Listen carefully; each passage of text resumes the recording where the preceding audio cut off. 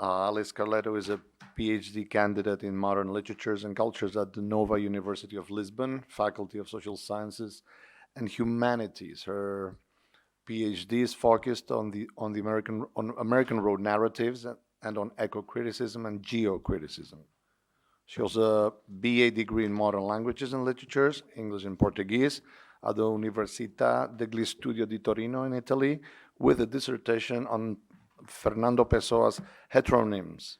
She also holds an MA degree in English and North American Studies at the Nova University and concluded her MA studies in December with a dissertation, December 18, with a dissertation on the topic of American pastoralism, perspectives on contemporary American pastoralism. Philip Roth, Leslie Mormon-Silko, and Annie Proulx. She has a strong interest in foreign languages and cultures. She speaks some. She's Italian and Spanish native speaker, and she has a good knowledge of English and Portuguese. She's passionate about literature, in particular about North American literature. In addition, she's also very interested in American history and mythologies. So Alice, the floor is yours. Thank you very much, and thank you for the opportunity you gave me to participate at this conference. Okay, thank you. So, for this international conference, I will present a paper with this title, And There Is Hope on the Road, Nomadland's American West. It is focused on the non-fictional book Nomadland, Surviving America in the 21st Century, published in 2017 and written by journalist Jessica Bruder, and then made into a movie in 2020, written and produced by director Chloe Zhao. Initially, I just wanted to focus on the book, but then I realized that discussing also some parts of the movie could provide a broader view on the topic. What I aim to do with this paper is to reflect on the topic of the American road.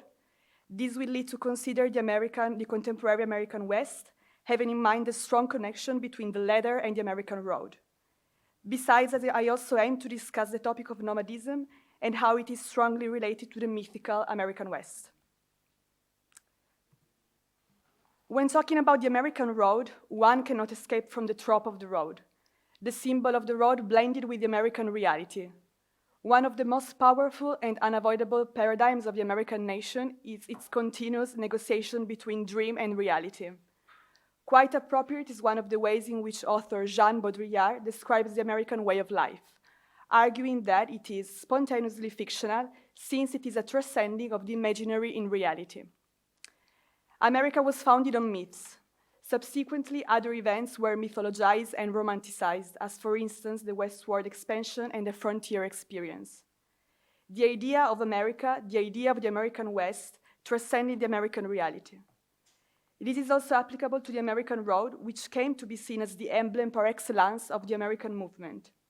The road allowed Americans to move, and at the same time gave them the chance to reconnect with the American nature wilderness. The greatest contribution to the trope of the road is due to Walt Whitman's poem Song of the Open Road, published in 1956, in which Whitman mainly ascribed transcendental connotation to the road and to travel itself.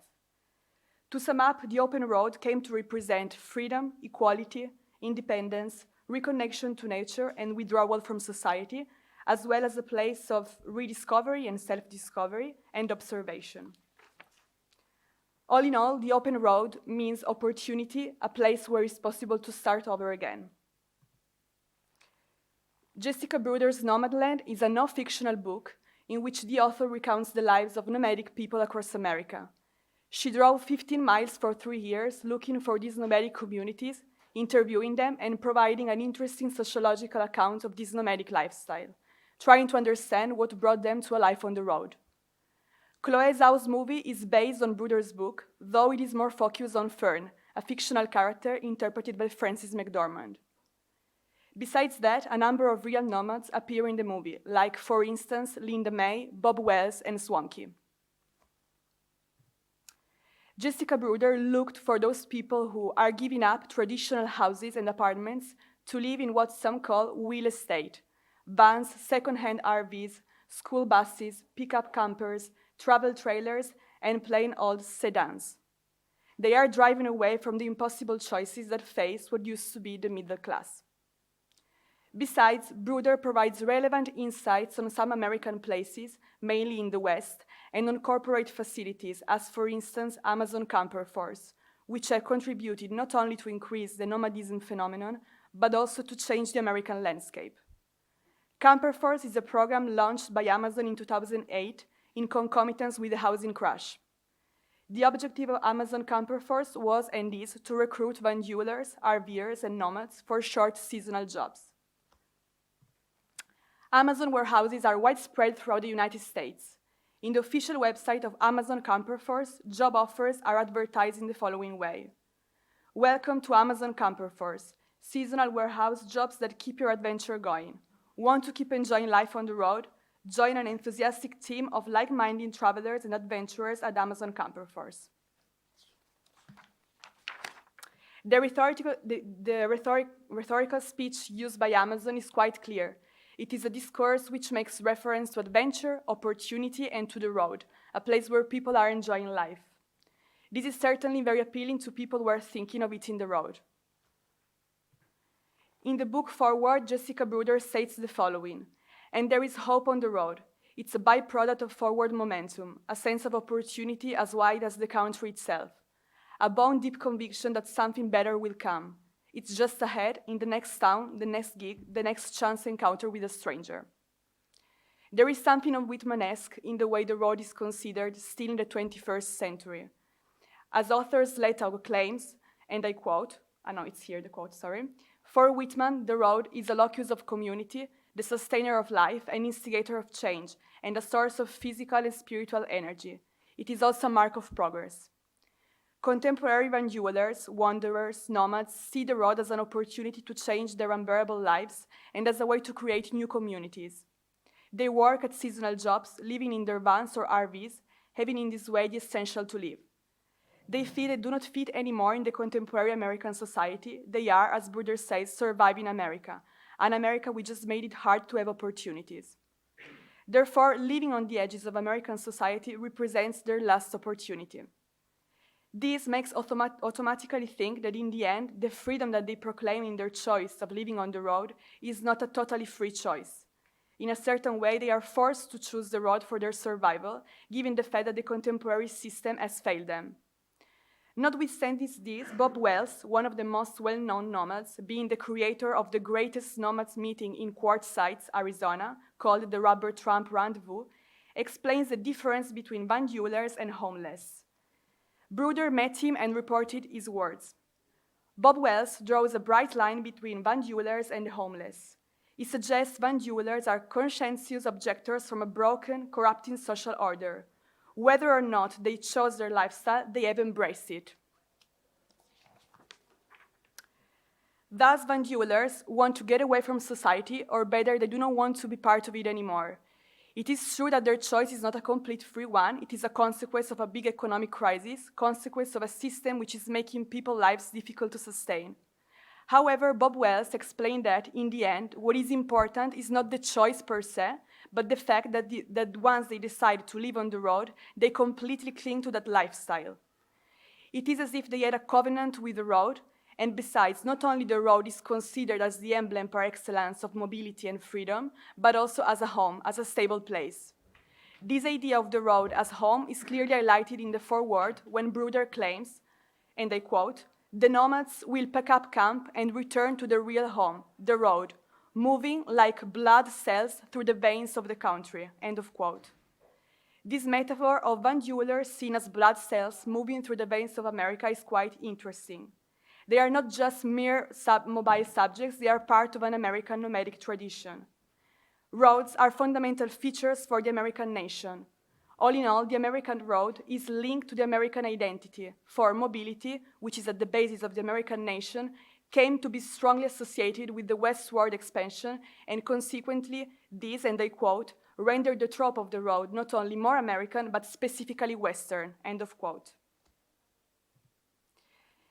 There are not few references of Nomadland as a Western. For instance, an online review on YouTube about the movie is entitled Nomadland, Pioneers in a Modern America. Another one is Nomadland Review, Beauty on the Open Road, or yet another one with the title It's an Utter Myth, How Nomadland Exposes the Cult of the Western. Both in the movie and in the book, the myth of the West is present. It might be more visible in the movie than in the book. Bruder is very objective, she's a journalist, and in the end, her account aims to expose and analyze the phenomenon. She makes just a few references that might be related to the myth of the American West, and mainly to the myth of the open road. But otherwise, the mythical and romanticized discourses come from the nomads she has been encountering and interviewing.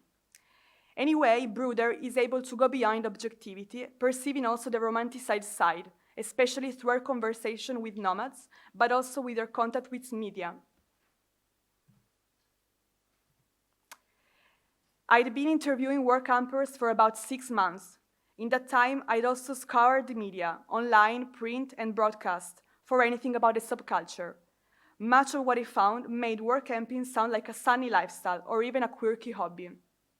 The conversation was punctuated 4 times with peals of laughter. Other stories were less chirpy, but still they emphasized the thrill and camaraderie of the open road, sidestepping the challenges that had driven so many people to radically reimagine their lives. Bruder underscores that media depict bandulers and work campers' lives on the road as something hilarious, in this way hiding and neglecting not only the reasons for their choices, but also their struggles related to the life on the road. Apart from media, the most relevant aspect is that this romantic view of nomadic lifestyles comes from nomads themselves. Don Wheeler is another nomad interviewed by Bruder. Don Wheeler has been living in a 1990 Airstream and he has been working at Amazon Camper Force in Oregon. In a Facebook direct message to Bruder, he explains to her that work campers are modern mobile travelers who take temporary jobs around the US in exchange for a free campsite and perhaps a stipend. You may think that work camping is a modern phenomenon, but we come from a long, long tradition. We follow the immigration west in our wagons with our tools and skills, helping clear the land, roof the cabin, plow the fields, and bring in the harvest for a meal and a pocket money, then moving on to the next job. Our forebears are the thinkers. Therefore, Don Wheeler emphasizes that they are not merely a modern phenomenon, but that their lifestyles have roots in the past. They have been inspired by the immigration west. Their forefathers are the thinkers, people who were working always in different places, always on the move. In an article from The Guardian, it is reported that Bruder trailed the migrants between the beet fields of North Dakota and the campgrounds of California in her own camper van. Most, she says, were keen to frame the lifestyle in the soaring rhetoric of the Old West. They cast themselves as outlaws, cowboys, pioneers. They spoke of freedom and opportunity, individualism and self-reliance. The nomadism phenomenon is disseminated throughout the United States. However, it is common knowledge that it is mainly present in Western states, as for instance, author Richard Grant also argues. In his documentary entitled American Nomads and launched in 2011, which is based on his non-fictional book called Ghost Riders, published in 2003, he also claims that, and I quote, 3 million Americans are now roaming in RVs, in the same way the pioneers were crossing the plains, end of quote. Thus, there is a correlation between Old West pioneers and contemporary West nomads. Quoting Frederick Jackson Turner, the frontier is the line of most rapid and effective Americanization, end of quote. From this contact, the pioneer gets away from civilization and experiences a rebirth. I can relate this to the nomads' experience in Nomadland.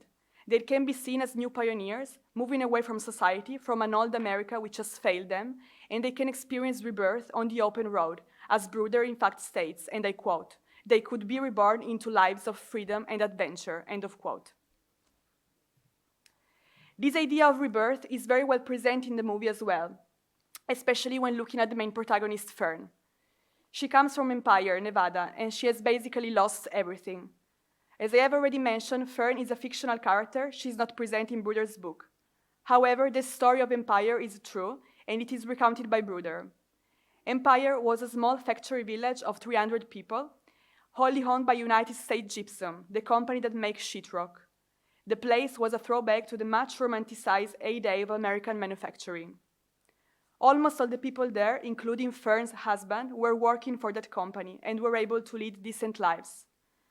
As reported within the book, on December 2, 2010, due to the recession, United States Gypsum closed, and with it also the small town. Even Empire's zip code was erased. Empire's residents were basically forced to leave, and the village was fenced with chain link. Fern's husband got sick and died. Fern, within a few years, lost her husband, her job as a teacher, and their home place. However, as actress Frances McDormand states in an interview, and I quote, "Once Fern hits the road, the possibilities become open, and their sense of self-sufficiency is tested," end of quote. Thus, the road does not only provide Fern with a new purpose, but it is also a way to test her mettle. The road becomes her home place, the road represents her freedom and her rediscovery. During the film, Fern's grief and suffering are perceived, as well as some of the difficulties she has to endure on her nomadic life. The movie opens with Fern leaving Empire and crying while embracing one of her husband's belongings. What one can feel while looking at this scene is grief and hopelessness. Fern leaves with her van in the direction of Desert Rose RV Park in Fernley, Nevada, to work at an Amazon camper force. The landscape is barren and full of snow, almost corresponding to Fern's feelings. There, in Desert Rose, is where she met for the first time Linda May, a nomad who has been living on the road for several years. Besides Linda May, she also encounters other nomads, thus approaching and embracing her new life. Linda May is the one who invites Fern to participate at the Rubber Tramp Rendezvous organized by the nomad Bob Wells. When she leaves Desert Rose and travels towards Arizona, the landscape scenes are quite different. She's traveling south, therefore the landscape is of course different as well as the climate. Anyway, the camera's focus on the road and on the landscape is not meaningless. It is as if it suggested hope and a path towards healing. At the Rubber Tramp Rendezvous, Fern recounts her story of loss and grief to Bob Wells, who tells her that, in his view, her decision to hit the road and become a van dueler could be the best option to overcome her suffering. Living on the road represents a good opportunity to connect with nature, something that, in Bob Wells' opinion, will make all the difference to Fern. As I have already mentioned, the movie also presents some of the challenges of Fern's new life, as for instance when she must cope with cold weather, when she must cope with loneliness, very well visible, just an example in the scene of the New Year's Eve, that she passes alone in her van, or when a tire breaks, among other examples. Nevertheless, those scenes have nothing to do with the emotions transmitted by the landscape scenes and by also Ludovico Einaudi's music, specifically when Fern takes a hike in the Badlands. South Dakota.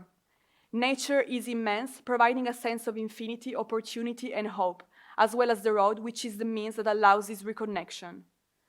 Another detail which increases this sense of opportunity is how Fern baptized her van, calling it Vanguard, therefore something that brings advancement and progress. There would be many other aspects to discuss and explore, given the fact that the topic is very intricate and always under construction, as in fact author Anne Brigham has underlined in her book American Road Narratives. Mobility and consequently American road narratives have been dealt with in a traditional and more fixed way, almost always understood as rebellion. She provides new insights, stressing the fact that mobility is not a method of freeing oneself from space, society, or identity, but instead the opposite, a mode of engagement. To some extent, Nomadland holds the promise of the road as an escape, though in my perspective it is more about self-reinvention. Road narratives show how mobility is continually invoked and reimagined as a process for transforming subjectivity and space in the wake of larger conflicts. Both the movie and the book bring out a complex social phenomenon in which the tough sides of this type of mobility are shown. Zhao and Bruder display the harshness of this life, the struggle to work at seasonal jobs at Amazon Camper Force or at the beet harvesting in North Dakota, the poverty of nomads and their loneliness, problems related to personal hygiene, and especially in the book, the perils associated to the life on the road, like for instance, getting intimidated by passers-by, among other aspects. Notwithstanding this, Nomadland invokes and reimagines mobility. In their own way, van duelers engage with their social conflicts through mobility, through the American road. In a similar way, space, and in this case mainly the open spaces of the American West, are invoked, mostly in a rhetoric instilled with freedom and opportunity. Thus, even though reality has proved to be harsh, these nomadic individuals and communities still see and believe in the promise of the road, in the promise of the American West as a regenerating and hopeful place. And I will conclude, not in an academic way, with a quote, okay? So, I feel like the American road, that part of the country, the West, and the spirit that's in that landscape is in the people whose ancestors arrived there. They were always chasing the horizon and wondering what's behind it. It's still there. It's a very young country. Thank you very much.